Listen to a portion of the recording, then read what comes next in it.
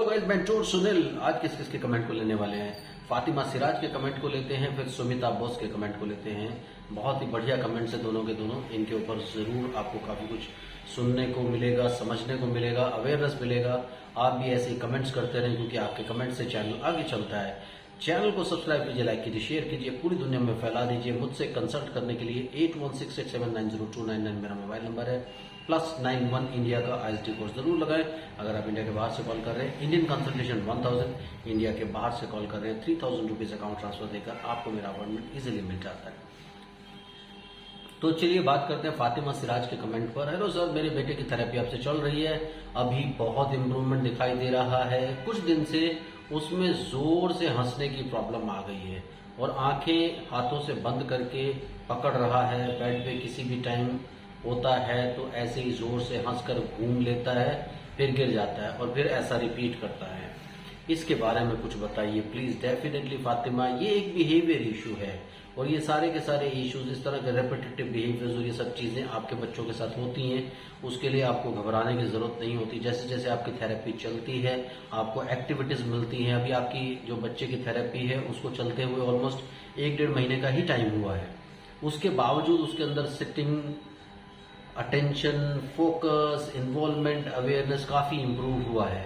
लेकिन ये जो रेपिटेटिव बिहेवियर्स हैं, इसके लिए अभी कुछ टाइम के लिए आपको वेट करना पड़ेगा। जैसा कि मैंने एक वीडियो में पहले भी बोला था कि ये ऑटोमेटिकली चले जाते हैं, आपको बहुत ज्यादा स्ट्रेस लेने की जरूरत नहीं पड़ती है। इसलिए आप अपना सिर्फ एक्टिविटीज पर अच्छे से ध्यान दीजिए, उनको प्रैक्टिस कीजिए और अपने बच्चे के ये बिहेवियर जाते हुए जल्दी आप देखेंगे, बहुत जल्दी ये बिहेवियर्स चले जाएंगे। इसके लिए आपको अलग से कोई स्ट्रेस लेने की जरूरत नहीं है, अलग से किसी थेरेपी की जरूरत नहीं है, अलग से कोई बहुत ज्यादा प्लानिंग करने की जरूरत नहीं है। ये सब ऑटोमेटिकली चला जाएगा। Sumita Bose, sir, my 2.5 years old son now expresses his choices of his favorite dress, food and toys, etc. He communicates with gestures about his liking. He shows emotions too, like if I shout or scold, he cries, and when happy, hugs, but still not following commands. I am thinking, is it still behavior disorder or some issue? I am very stressed with the journey as I have not much help here in abroad. How long this thing will go on when he will catch up the delay? Sumita Bose का कहना है कि उनका 2.5 साल का लड़का जो है अभी अपनी चॉइसेस को एक्सप्रेस करने लगा है। जैसे ड्रेस के बारे में, फूड के बारे में, खिलौनों के बारे में वो जेस्चर्स के साथ, इशारों के साथ कम्युनिकेट भी करने लगा है। अबाउट हिज लाइकिंग, वो इमोशंस भी दिखाने लगा है कि अगर वो उसको गुस्सा करते हैं, उस पर शाउट करते हैं तो वो गुस्सा भी होता है और खुश भी होता है और प्यार से हग भी करता है। लेकिन अभी वो कमांड्स फॉलो नहीं करता, इसके लिए वो फिक्रमंद है, इसके लिए उनको फिक्र है। और उनका ये मानना है कि ये क्या ये अभी भी बिहेवियर डिसऑर्डर हम इसको माने या कोई और इशू ये है।